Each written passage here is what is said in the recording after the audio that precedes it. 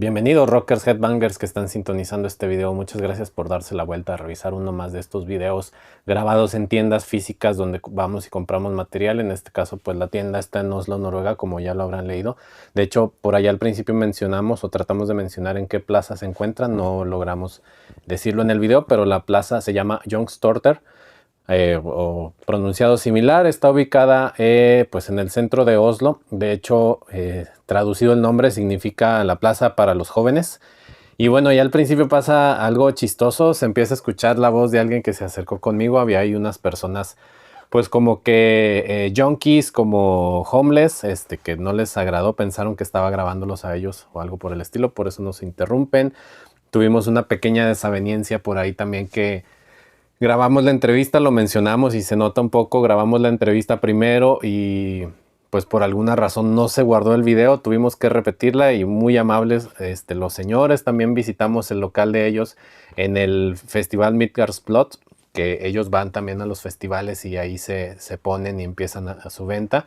Ahí entrevistamos a otro de los socios de la tienda y pues finalmente no solamente compramos lo que mostramos, también al final compramos ahí algunas cosas para nuestro amigo Nebúa, Carlos Segura, que nos pidió un Sardonic Wrath en vinilo, algo de Yebel también, que me pidió una playera por allá que sinceramente la calidad de las playeras que hacen en esta parte del mundo no es tan buena como las que se hacen por acá, entonces les recomiendo mucho más la calidad de por acá, sobre todo las oficiales. Y pues básicamente es lo que les platico como introducción. Horrors of Rockers y Headbangers que sintonizan el canal. Justo en la plaza, bueno, no sé decir el nombre de la plaza, pero compramos algunos CDs aquí en un pequeño stand que estaba aquí sobre esta plaza, pero del otro lado. Justo detrás, tapado por alguna escenografía que están montando, encontramos Katakomben, una tienda que nos fue recomendada vía Black Metal Planet por gente de mismo Noruega como una tienda importante de aquí de la ciudad. Llegamos 15 minutos antes de la hora de apertura, abren a mediodía. Acá descansan mucho. Excuse me, they don't like you to film, okay? I will film inside the store. Okay, sorry. Yeah. Just don't. Yeah, it's just inside the store. Ok, eso fue algo extraño. Entonces, bueno, de hecho esas personas que acaban de venir a hablar con nosotros, no sé en qué estén metidos, pero ellos estaban aquí y entraron inmediatamente cuando abrió la tienda, en fin. Aquí está ubicado Katakomben. Vamos a grabar un poco dentro de la tienda. La verdad es algo pequeño, no, pero es completamente especializada en metal. Está lleno de viniles, lleno de ediciones especiales, lleno de CDs y también hay tapes, hay box sets, hay de todo. Ya elegimos por ahí algunas cosas, como pueden ver, tienen destacado por acá una que otra cosa. Aquí pósters sobre Venom, es completamente metal la tienda.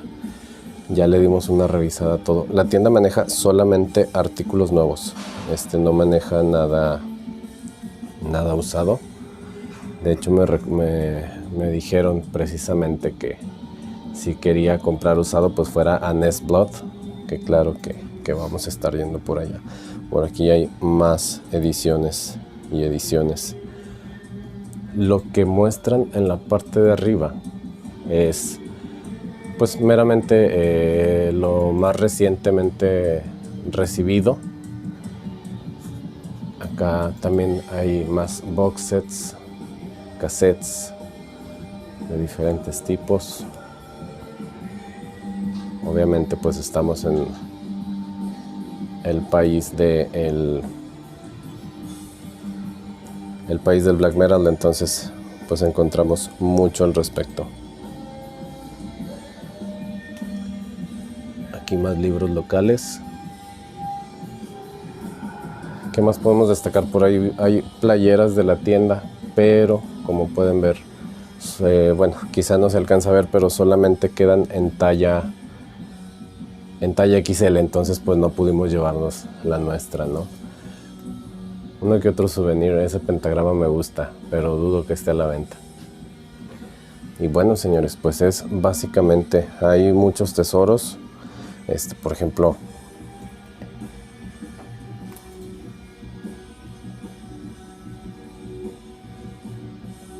hay muchos tesoros en el lugar, pero todo es 100% nuevo.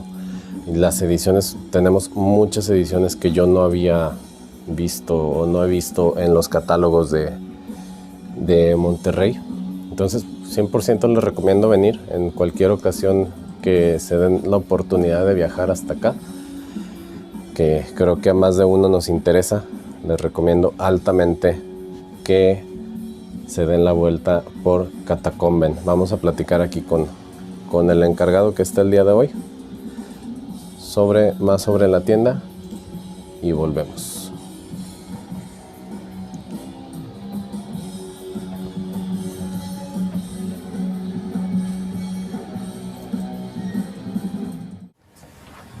Rockers, Headbangers, aquí estamos ya. Segundo intento, second attempt. La vez anterior se nos cortó el video, ya habíamos terminado y pues no se grabó todo. Estamos con el señor Einar, aquí uno de los socios de la tienda Katakomben, aquí en la ciudad de Oslo. Ya les mostramos un poco de la tienda y bueno, le vamos a hacer aquí algunas preguntas. First of all, thank you, Einar, for your time and your patience after the No problem. The problem before. So I was asking you before, how long have you been with the store here? How did it merged? And well, a little bit of the story. Actually, we were three guys running our own. Hi. Doing an interview. Running our own respective underground metal labels and distros, and we figured out Oslo needed a proper metal shop. Mm-hmm. So we found this location, which was central and cheap, and that was more than 7 years ago. So here we are. 2015, you Yes. told me, right? Correct. Okay. So you run a label. Could you talk us a little bit about it? Yeah. The bands and all of that. I have a label called Duplicate Records, and I release mostly death, black thrash metal, mostly Norwegian bands, some foreign bands. Recently did a compilation by a band called Obliteration with lots of obscure and unreleased stuff.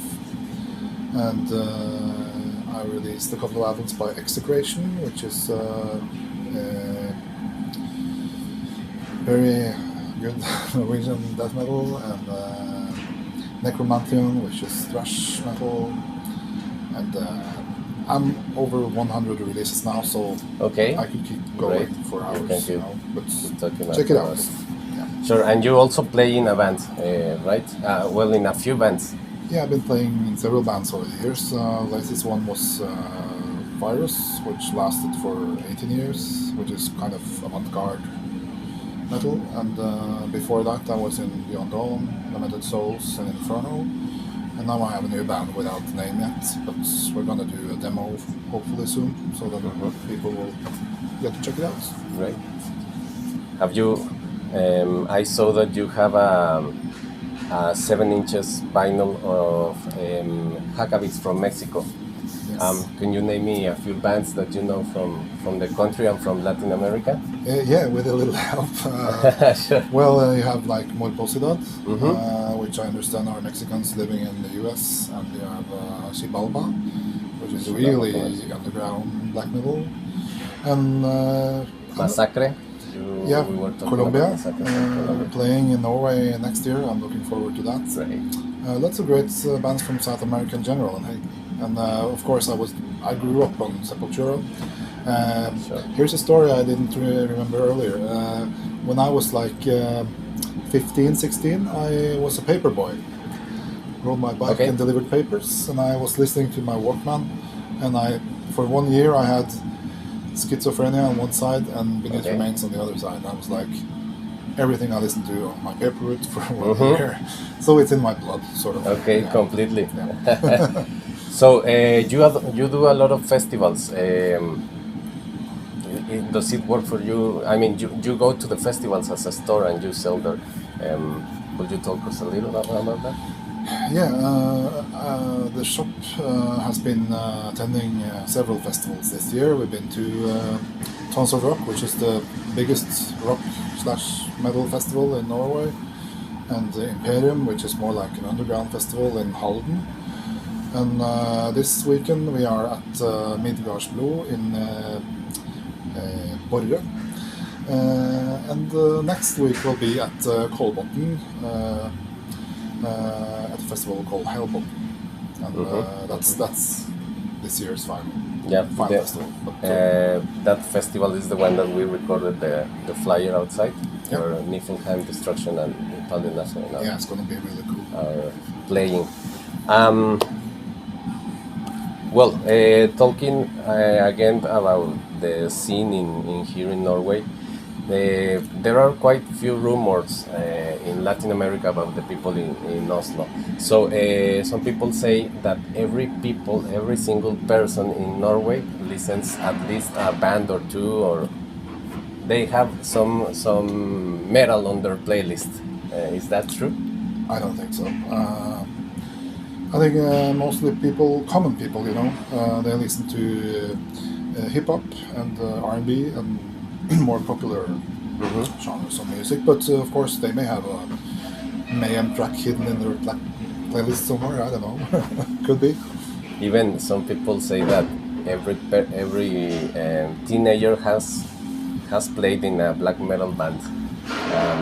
But well, you were telling us before that it's not really a big scene, right? It's more like a close. Well, you have scenes in every city. You have the Trondheim scene, and Oslo has a scene, and Bergen has a scene, and they're all connected. But there are few people. In Trondheim, I think there are maybe 20 people playing in 20 bands or something like that. And in Oslo, it's like maybe 100 people playing in 100 bands.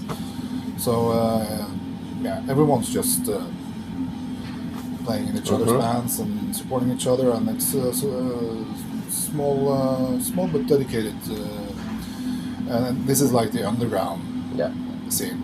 Of course, there's like a more well-known stage where you have bands like Satyricon or more common playing bigger festivals and stuff like that. But, how with this big scene or with these bigger exposures, how do an underground band makes to get enoughly heard and go to those levels? You need to work on your music and make something that's good, and then you spread it on the internet, maybe as a tape. You can sell it here. Sorry. And play some live shows in local clubs or whatever, and slowly work your way up. That's what most bands do. Talking about that, I am bringing some metal material from Mexico. I will try to come back later because the airline lost my bag. When I get it, I will leave you some here for you to listen. Well, talking about those bands, how was it to live here in Oslo on those days, on the early 90s?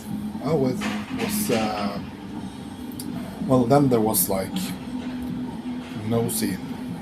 It was just a hidden scene, with those bands. And outside of that, there wasn't really many people doing metal. So it was kind of exciting because it was so secret and hush-hush, and people were doing illegal shit.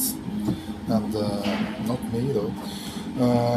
But it was sort of exciting when you're 19 and you hear about church burnings, and suddenly Dark Throne starting to play black metal, and all this stuff happens during just a couple of years. So it was exciting, but I was just on the outside of it, so I wasn't involved directly in any way. But it was exciting. And, You got to see in Helvete. Yeah, I went to Helvete a few Hieronymus. times, and I also met Hieronymus, and he was a really nice, soft-spoken little dude. And he had didn't have as many records as we do, but it was a cool shop, and I think it was mostly a hangout for that group Sure. of people. So, Okay, perfect. Well, thank you very much for this second interview. Let me just show, right? Thank you. Let me just show what we are buying from the store. yeah. What's this? First of all, a recommendation from Einar, which is Jebel. Yeah. Want to talk about it? Yeah, it's not the newest album, but it's the second newest album from Djevel. It's really, really good. And traditional Norwegian black metal. I think only Djevel is playing this way now, actually. Yeah, I think Most so other too. bands are kind of evolving or doing their own thing, but Djevel are like keeping the true Norwegian black metal Sure. flag. And recommended in vinyl by Einar. And then this one I did a new. I've been looking for it for quite a time, and brand new. Geena, the first spell in CD, and this was also a recommendation from Einar. Well, he was playing it and I liked it. Very old school. It's a duplicate release, actually, on my label. Yeah. It's a band called Vetter, and it's a one-man band. Okay, Guy great. writing and doing everything except for drumming, and it's really good. Check Could it you out. pronounce the name of the? The album is called Av Sublim Natur, which means of sublime nature or something like that. Okay, It's well, really highbrow. very good. That's the one we are listening in the backside. So thank you very much, Einar, for having us here, and we Thank hope you. to ever come back or meet us in any other place. Sure. Rockers, Headbangers, muchas gracias por habernos sintonizado, por haber visto este video. Les recomiendo venir aquí a Katakomben cuando estén de visita por Oslo, que cualquiera de nosotros desea visitar esta ciudad. Y pues no se olviden suscribirse, darle like al video, reacciones, comentarios e incluso pues compartirlo, participar en la dinámica. Muchas gracias por todo. Keep rocking, keep metal. Estamos ya aquí de cerquita en el local de Katakomben. Para cuando vean esto, pues ya habrán visto las tomas sobre el festival. Entonces ahora por ahí les dejo el link de el video que grabamos aquí en el festival. Y ahorita pues vamos a hablar con el señor Kenneth, que es pues otro de los socios de la tienda. How are you, Kenneth? I'm fine, thank you. First and all, thank you for receiving us at the store. Thank you for your time, and Einar's too. No problem. I would like to ask you first, how does it come the concept to translate the store from an established local to be on the festivals, and how is it profit for you? Yes, it's profit. We have to try and market the shop a little bit around in Norway. So we travel to almost all the festivals. And 10-15 years ago there wasn't that many metal festivals in Norway, Sure. but now we have at least 6 or 7 festivals every year. Quite big festivals, including this one. So we try to be at every festival as Okay. much as we can, and have merchandise and records, and it's a good way to promote the record store, and Sure. at the same time also make, of course, some extra money. Sure. Those people from the festivals then after go to the store and tell you, hey, I saw you on the festival and I Yeah. came for this album that I saw in the festival? Yeah, every year we have people around Norway that still don't know about our shop, so Okay. so it's a good way to promote the shop. And The store was great.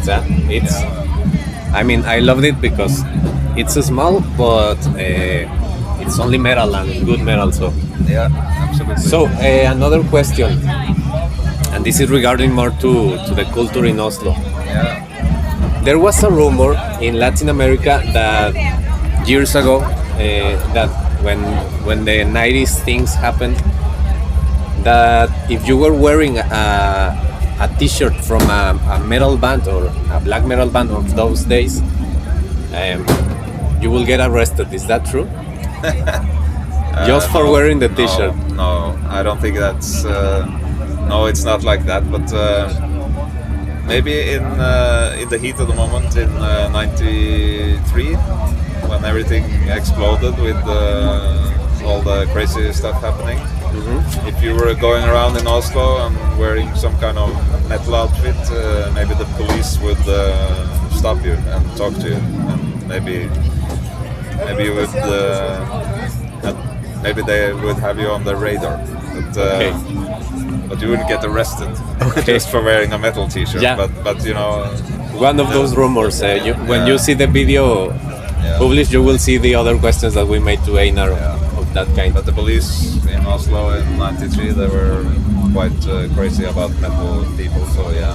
Okay, just in case. Just looking for metal people. Yeah, but, I suppose so. Yeah. Just in case I didn't brought any Norwegian black metal t-shirt to the trip.